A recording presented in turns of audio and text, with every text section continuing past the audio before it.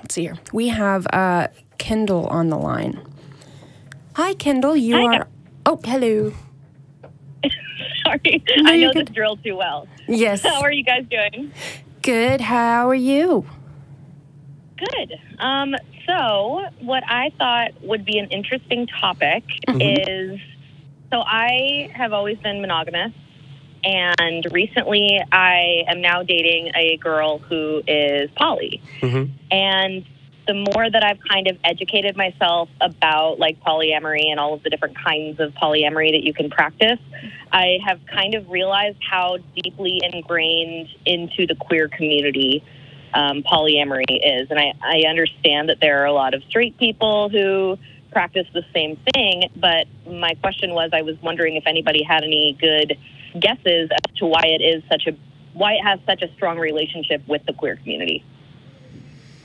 Yeah, I think that that's a great question, and something I've actually been thinking about myself a little bit recently. I am poly, and I have been dating a monogamous woman for 9 months now, and things have been going really great. And I noticed one of the differences in our relationship is I think she may be the first like strictly straight woman I have ever dated, which means that she has never been a part of the queer community and queer culture. And there's a lot that I just sort of take for granted in terms of like vernacular and just the words that we use, the way that we communicate, and a lot of things that she just hasn't been exposed to. I mean, she is certainly an ally and an educated person, but just has never been a part of that scene.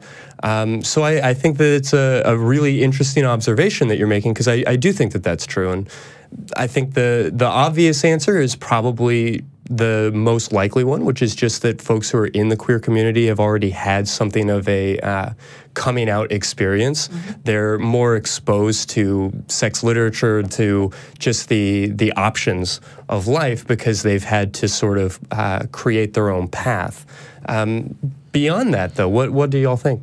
Well, I know for myself, I would take it to a slightly religious place, because, you know, we are the ACA, that if you are going to break from the social and religious shackles enough to identify as queer, you are more likely to be accepting of, well, human nature, really. And that's a very, very good observation. I like that a lot. Yeah, after a certain point, the cat's out of the bag, so you might as well just go for it. Right, yeah. And the more you, I think, deal with those hang-ups, I mean, we can, for lack of a better term, the hang-ups and the stigma and everything, as that falls away, what are you left with? Because humans, I think we feel that we are more special out of the animal kingdom than we really are.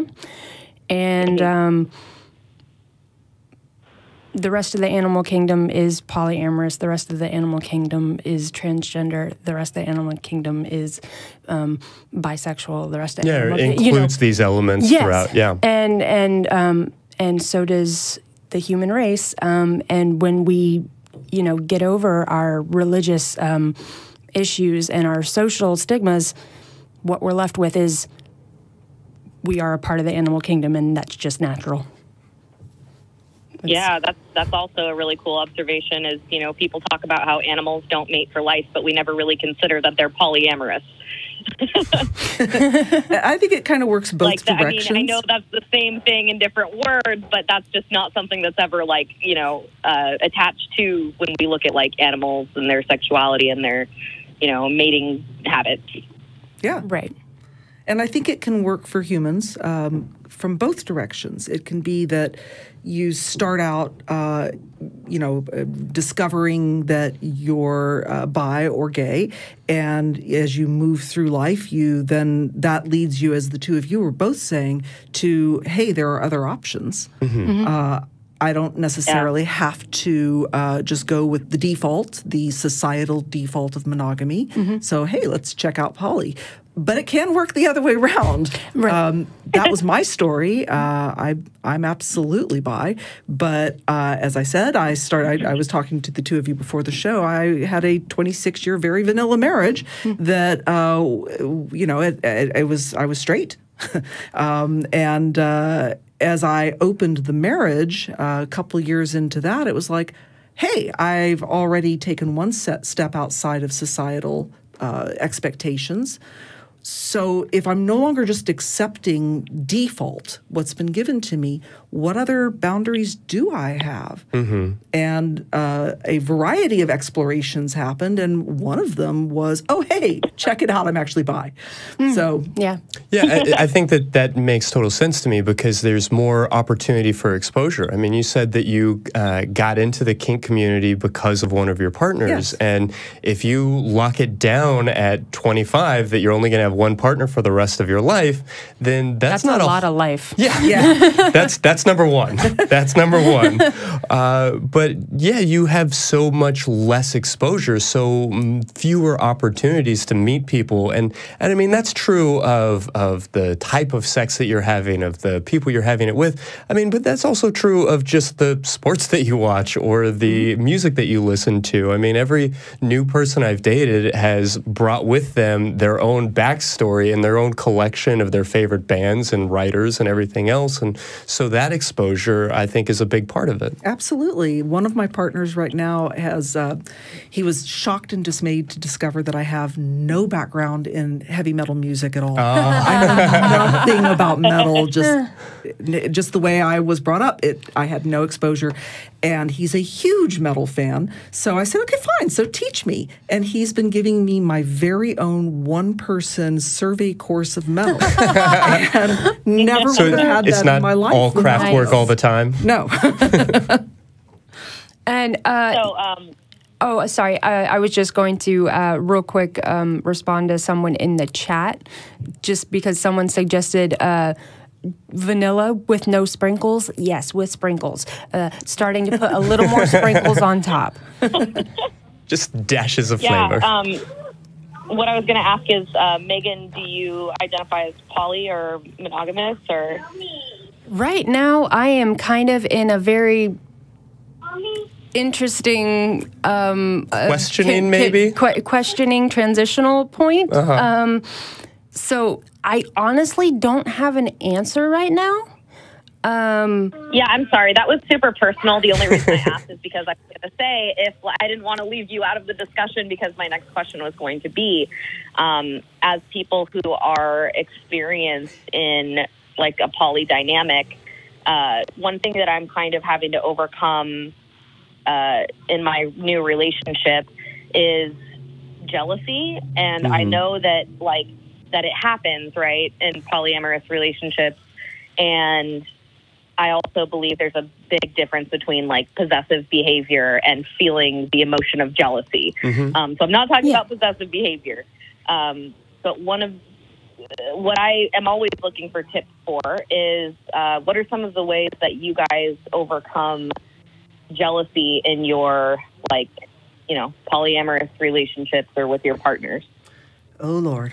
Yeah, I mean, that's always been the $1 million question, right? Yeah. Thank you so much, Kendall. Well, so you can't overcome jealousy. Let's just put that on the table. You can just work through it. Jealousy's... Damn it. It's always going to be there. Sorry. Yeah. But you can learn to work with it for better and for worse. I struggle mightily with it.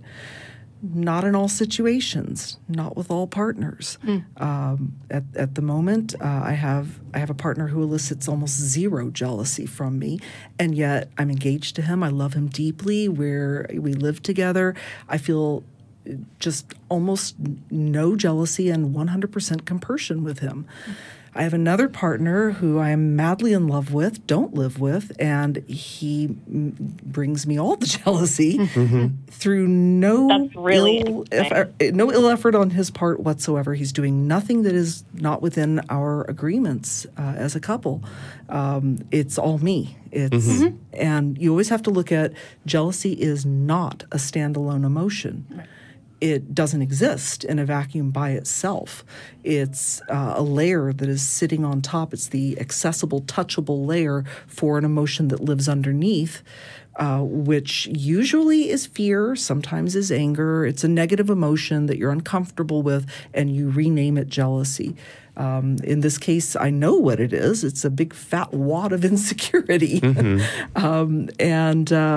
Yeah, I struggle with it. What makes it better? Communication. So much communication.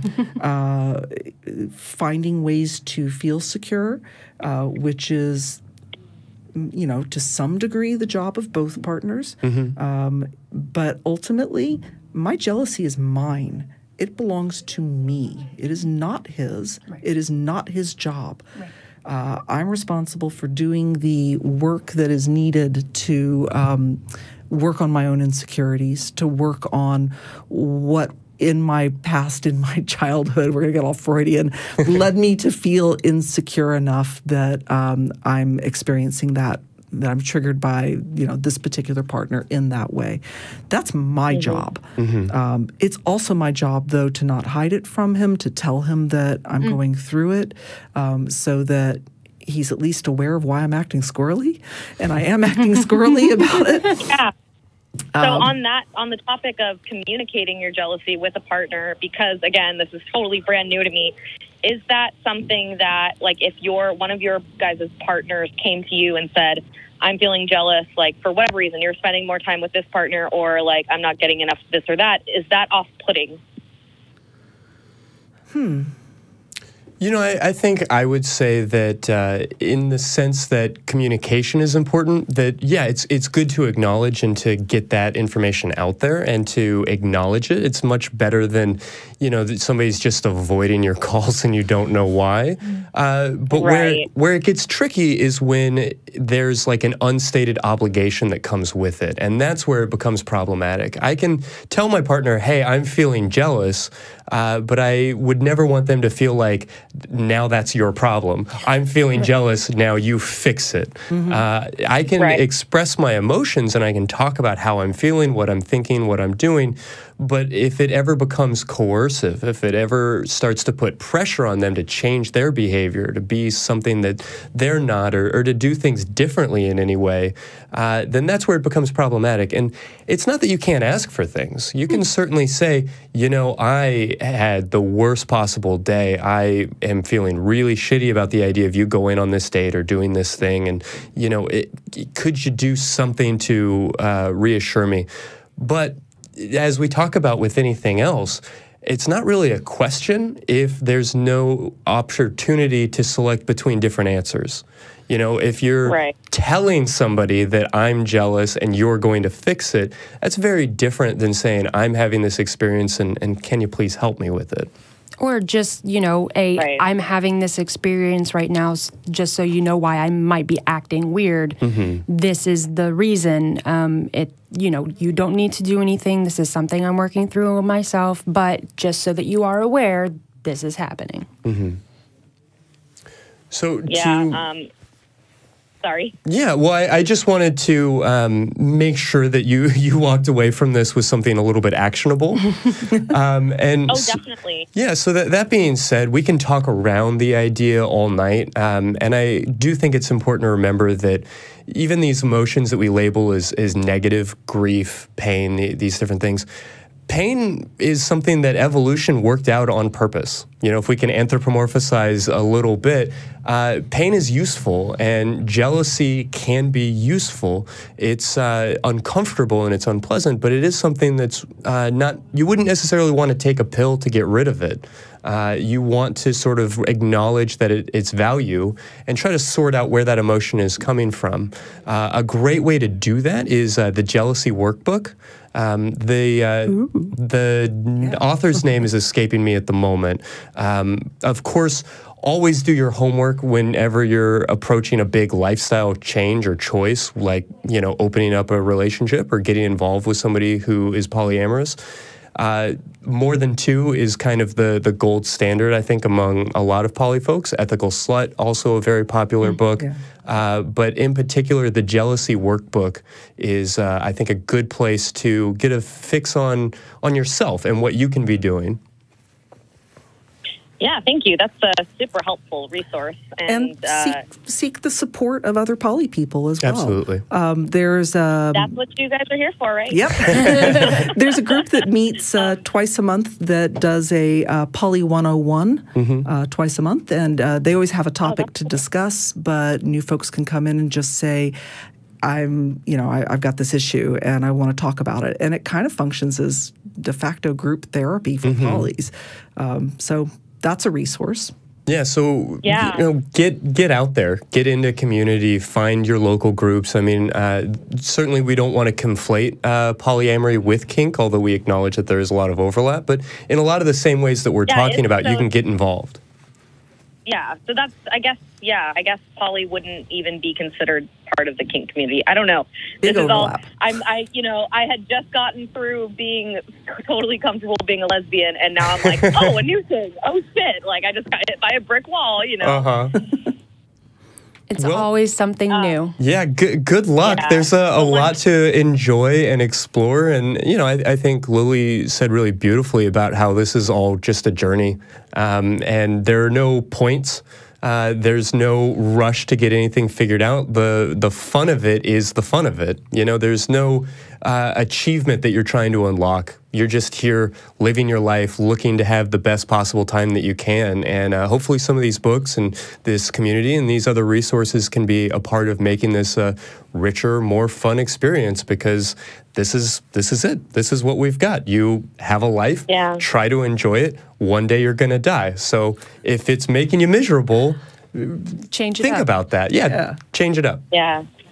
Yeah, thank you so much. I really needed to hear a different perspective, and it was super helpful, and I hope you guys have a great rest of your show. Hey, we appreciate thank you it so much. Talk Good to luck. you later. Yeah, take care. Bye. Thank you. Bye. Yes, I would have to say jealousy is something that everyone deals with, and not just in romantic situations. I mean, it's one of our more base emotions. So, and we use that word in sort of a global sense, but jealousy can be a lot of things. I mean, you talked about how sometimes it's coming from a place of insecurity, or it's these different things. Sometimes I'm not jealous of my partner seeing somebody else. I'm jealous of them not seeing me.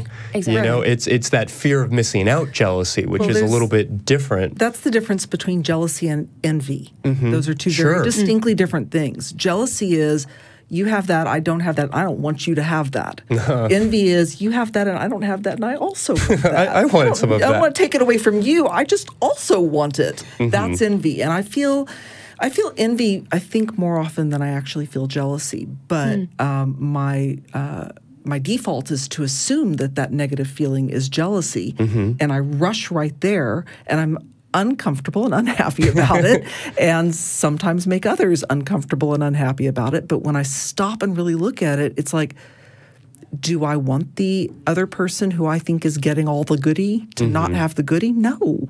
No, I don't. I want them to have the goodie. I just also want I just wanted some too. or maybe a different goodie, you know. A unique goodie. Unique goodies are always good.